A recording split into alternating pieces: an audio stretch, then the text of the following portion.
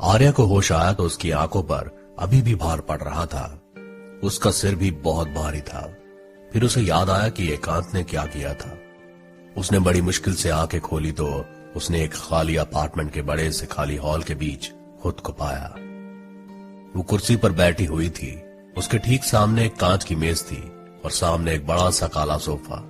उसने इधर उधर देखा तो सामने शीशे की दीवारें थी। उन्हीं के एक दीवार के सामने खड़ा था एकांत मित्तल। उसके हाथ में कॉफी का काला मग था और वो शहर की रोशनियों को घूर रहा था। उसकी पीठ थी आर्या की तरफ। आर्या ने हिलने की कोशिश की तो उसे महसूस हुआ कि जिस कुर्सी पर वो बैठी हुई थी वो कुर्सी के पीछे की तरफ उसके हाथ बंधे हुए थे, उसके पैर भी बंधे हुए थे। आर्या ने हाथों को खोलने की कोशिश की। एकांत ने बिना पीछे देखे कहा, कोई फायदा नहीं। आर्या रुक गई और उसने एकांत की तरफ देखा। एकांत पलट गया। वो आर्या को देखकर मुस्कुरा दिया। फिर वो आर्या की तरफ आया। उसने मग टेबल पर रखा और खुद सोफे पर बैठ गया। आर्या उसकी तरफ देखती रही और फिर वो मुस्कुरा दी। एकांत ने उसकी तरफ देखा और फिर कहा, तुम मुस्कुरा रही हो? कमाल है। मुझे लगा था कि तुम कुछ करने की कोशिश करोगी, धमकियां दोगी, पर तुम तो मुस्कुरा रही हो। आर्या ने उसकी तरफ देखा और फिर कहा, क्यों, धमकियों को सुनना चाहते थे? एकांत ने गहरी सांस ली और फिर पीछे सोफे पर पसर गया। उसने कहा, तुम्हारी धमकियों और गुस्से से मुझे डर नहीं लगता। इतना कहकर वो सीधे होकर बैठ गया और उसने कहा, ये जो तुम्हारी चुप्पी और मुस्कान है ये बहुत खतरनाक है। आर्या हंस दी और फिर उसने इधर उधर देखा और फिर कहा, मैं जिंदा हूं, मतलब तुम्हारा एंड प्लान मुझे मारने का नहीं था। एकांत ने उसकी तरफ देखा और फिर कहा, तुम्हें मारना ही होता तो हमारे पास कई मौके थे। हम चाहते तो सबक सिमा के हाथों भी तुम्हें मरवा सकते थे, पर तुम्हें कभी मारना नहीं चाहते थे। हालांकि हमने सोचा था कि अपने डैड के कोमा में जाने के बाद तुम कुछ हमारे काम आओगी, पर तुम तो अपने बाबा से 2 कदम आगे निकली।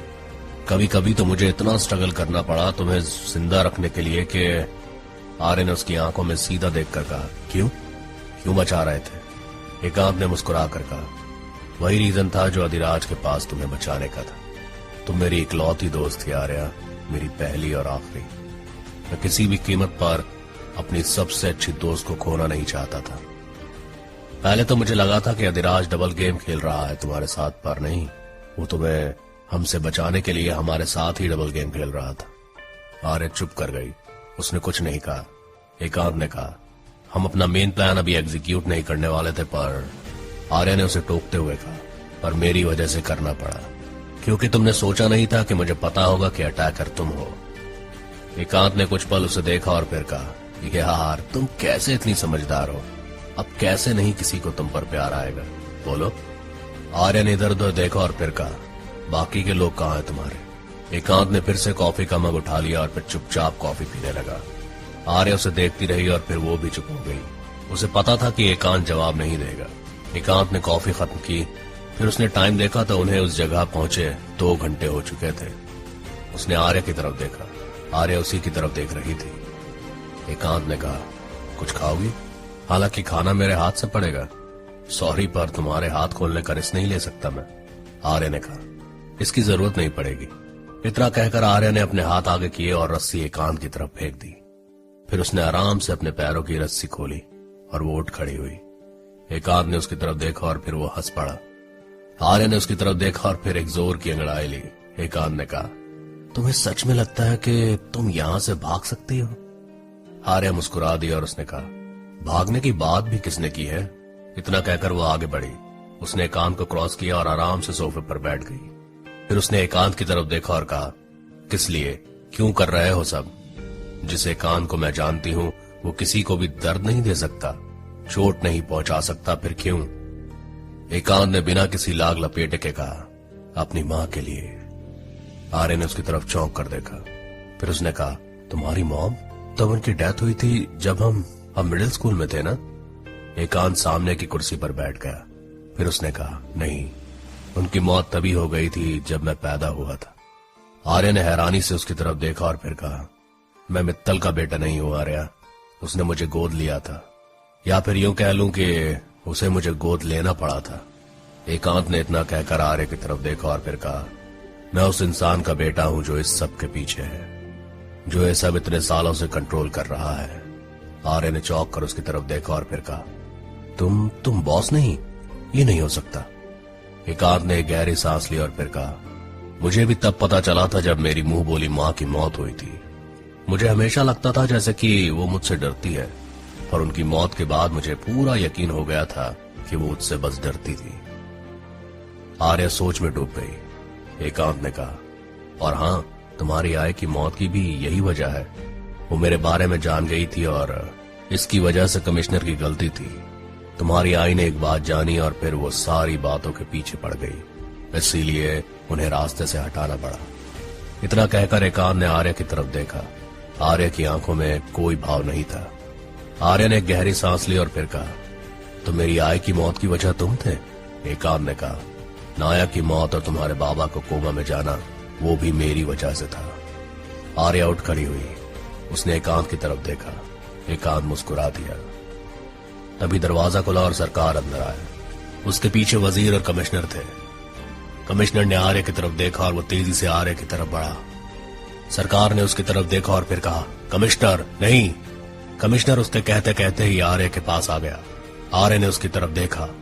कमिश्नर ने आर्य को एक पल के लिए देखा और फिर एकदम से उसे जोर से तमाचा मार दिया। आर्य ने अपना हाथ अपने गाल पर रख दिया। कमिश्नर ने उसे उसके बालों से पकड़ लिया। आर्य का सिर पीछे हो गया और उसके मुंह से एक भी सिसकी नहीं निकली। कमिश्नर ने कहा, तेरी वजह से, सिर्फ तेरी वजह से मेरा बेटा मुझसे दूर हो गया। पहले तेरी मां की वजह से मेरा भाई मुझसे दूर हुआ और आज तू मेरे और मेरे बेटे के बीच आ गई। मन तो करता है कि तुझे अभी मार डालूं। एकांत जरा सा हंसा। सरकार ने उसकी तरफ देखा और फिर वो एकदम से कमिश्नर की तरफ बढ़ गया। उसने कहा, कमिश्नर छोड़ो उसे, पागल हो गए हो क्या? अगर जान प्यारी है तो छोड़ो उसे। कमिश्नर ने आर्य के बाल और जोर से खींच लिए। कमिश्नर ने कहा, इस लड़की को आज मैं जिंदा नहीं छोड़ूंगा। एकांत ने उसकी तरफ देखा। तभी अचानक उसने गन निकाली और कमिश्नर की कनपट्टी पर लगा दी। वजीर आराम से सब देख रहा था। एकांत ने कमिश्नर से कहा, तुम्हारे पास 3 सेकंड है, उसे छोड़ो वरना गोली चलाने में मुझे 3 सेकंड भी नहीं लगेंगे। कमिश्नर ने कहा, पर एकांत ने कहा, 1 2। उसके 2 गिनते ही कमिश्नर ने आर्य को छोड़ दिया। एकांत ने उसकी तरफ देखा और फिर कहा, तुम्हारे हाथ खुले हैं ना, फाइट बैक कर सकती हो तुम। मैं बिल्कुल नहीं रोकूंगा तुम्हें बेवकूफों को मारने से। आर्य ने गुस्से में उसकी तरफ देखा। सरकार ने कहा, एकांत हम इस सब के लिए तैयार नहीं थे, यूं अचानक तुमने हमें बुला लिया, आर्य को यहां ले आए। एकांत ने कहा, सब तुम्हारे बेटे की वजह से हुआ है सरकार। वजीर ने सरकार की तरफ देखा और फिर कहा, मुझे तो पहले ही शक था उस पर कि वो आर्य को कुछ ज्यादा ही पसंद करता है। सरकार ने एकांत की तरफ देखा और फिर वो घुटनों पर बैठ गया। उसने कहा, माफ कर दो, वो बेवकूफ है एकांत, पर तुम्हारा दोस्त है, उसे माफ कर दो, प्लीज माफ कर दो उसे, मैं उससे बात करूंगा। एकांत ने कहा, ये सब करने की जरूरत नहीं है, वो मेरा दोस्त है इसीलिए जिंदा है। इतना कहकर उसने कमिश्नर की तरफ देखा और फिर कहा, जिस चीज के लिए तुम्हें कहा था वो लाए हो? कमिश्नर ने कहा, मित्तल सारी चीजें लेकर आता ही होगा। उसका इतना कहना था कि दरवाजा खुला और मित्तल अंदर आ गया। उसने सबकी तरफ देखा और फिर वो आगे आ गया। उसने एकांत की तरफ देखा और उसे एक फाइल दे दी। एकांत ने उसे घूरा और फिर कहा, मुझे लगता है कि तुम्हारी बेटी दोबारा अपनी औकात भूल गई है ना? मुझे पता चला कि पूजा की वजह से ही हमें ये सब करना पड़ रहा है। कितने लड़कों के पीछे पागल होती है वो। मित्तल ने सिर झुका लिया। एकांत ने फाइल आर्य के सामने फेंकी और फिर कहा, साइन इट। आर्य ने फाइल की तरफ देखा और फिर कहा, क्या है ये? एकांत ने कहा, पढ़ लो। आर्य ने उसकी तरफ देखा और फिर फाइल उठा ली। फाइल को पढ़ने के बाद आर्य ने सबकी तरफ देखा और फिर कहा, क्या बकवास है ये। मित्तल उसके पास आया और उसने कहा, शांत छोटी राणा साहब, इतनी भी कोई बड़ी बात नहीं है ये। आर्य ने फाइल फेंकते हुए कहा, ये तुमने सोच भी कैसे लिया? एकांत ने गहरी सांस ली और फिर कहा, इतनी भी कोई बड़ी बात नहीं है, मैं सिर्फ इतना चाहता हूं कि तुम मेडिकल हाउस के अपने सारे शेयर वरिष्ठ और मित्तल के नाम पर ट्रांसफर कर दो, साथ ही साथ एसआर सिक्योरिटी भी, और इसके साथ एक कंफर्मेशन लेटर भी कि आज के बाद तुम और राणा फैमिली का एसआर सिक्योरिटी के साथ कोई लेना देना नहीं है, ना ही मेडिकल हाउस के साथ। आर्य ने उसकी तरफ देखा और फिर कहा, क्यों चाहिए तुम्हें ये सब, किस लिए? वजीर ने कहा, तुम्हें क्या लगता है आर्या, इतने सालों से हम राणा साहब क्यों कर रहे थे? It's for business. आर्य ने उसकी तरफ देखा तो सरकार ने कहा, अरे अरे, छोटी सी राजकुमारी को कुछ समझ नहीं आ रहा, मैं हूं ना, मैं समझाता हूं। इतना कहकर उसने आर्य की तरफ हाथ बढ़ाया था कि एकांत ने कहा, सरकार। सरकार ने उसकी तरफ देखा और फिर अपना हाथ पीछे कर लिया। सरकार ने कहा, वो इसलिए कि हमें अपना सारा बिजनेस उस मेडिकल हाउस के जरिए ही करना पड़ता है। थैंक्स टू राणा साहब, उस मेडिकल हाउस की पहुंच काफी ऊपर तक है। जब राणा साहब ने यह बिजनेस शुरू किया था तब से ही हमारा बिजनेस भी शुरू हो गया था।